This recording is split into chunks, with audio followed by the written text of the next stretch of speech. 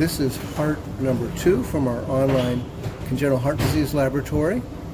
This heart is from a 38-year-old man.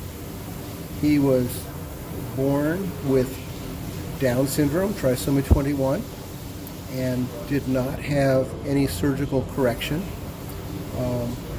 He had thrombocytopenia that was attributed to liver disease, and he developed polycythemia. And one of the questions you should think about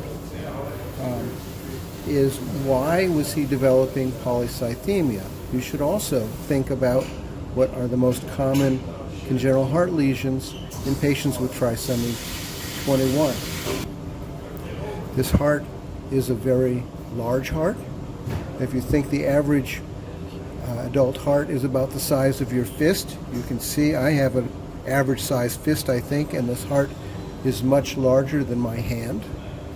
But many of the features are still easily visible and identifiable. So we have the large, roughly triangular right atrial appendage, which does have very prominent pectinate muscles, and a left atrium that has the inferior vena cava coming in here, the superior vena cava coming in here. But when we get to the atrioventricular junction, there is an abnormality. The atrial septum comes down to this line right here, and then it stops. And then the ventricular septum begins down here. So we have a atrial septal defect, which is not involving the foramen ovale, because the foramen ovale is up here and is intact. So this is a septum primum atrial septal defect leading into an atrioventricular canal defect. And then below this, it's a very, very thick-walled ventricle. So your mind might say, oh, that has to be a left ventricle, but it's a right ventricle, because if you look, you can see the very coarse trabeculations of a right ventricle, and there's two cusps over here, and then we have sort of the common cusp over here. So we have a right ventricle, which then gives off here's the pulmonary artery coming off with a normal pulmonary valve.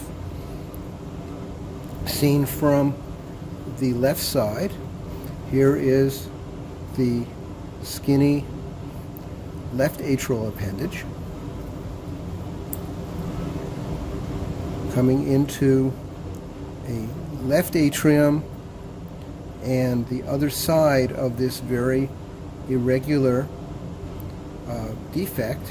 And when I hold this up for the camera, you can see that it is a very large defect coming down to a fine trabeculate, smooth septum, left ventricle. And then the outflow tract